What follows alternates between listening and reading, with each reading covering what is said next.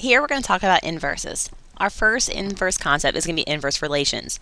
What that means is we have a set of coordinate pairs that are reversed. So your domain becomes a range and your range becomes a domain. When you're given a set of points, you literally just flip them.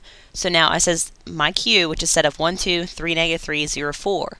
Well, the inverse of Q is going to be now 2, 1, negative 3, 3, and then 4, 0. So when you're given a relation, which means you just have these points, you literally just flip these. So now your domain is the range, your range is the domain. Now inverse functions. All you have to do here is you switch to x and y and solve for y.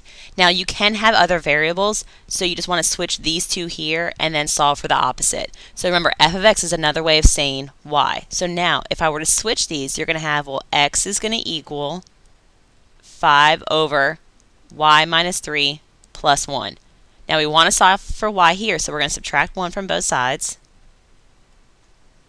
So we're going to have a x minus 1 is going to equal 5 over y minus 3. Now what we want to do is cross multiply. Make sure you leave these in parentheses. So now we want to solve for y here. The easiest thing to do is do not try to FOIL this out, because technically as y is already by itself, we want to get rid of this x minus 1, so you divide both sides by x minus 1. So we're going to move up here now. So now these will cross out here, so we have a y minus 3 is going to equal a 5 over x minus 1. Now we just need to add a 3 to both sides.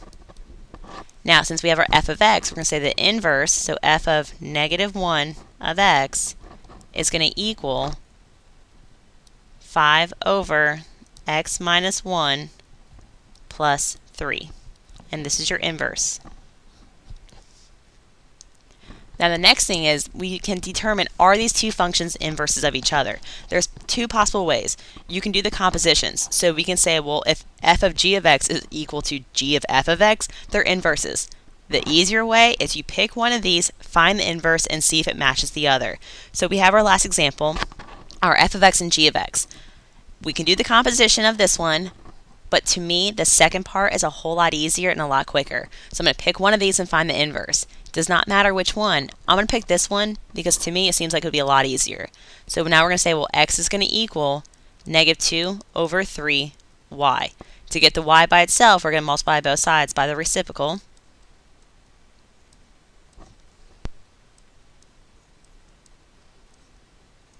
So now we're going to say, well, our g of negative 1, so our inverse is going to be negative 3 over 2x.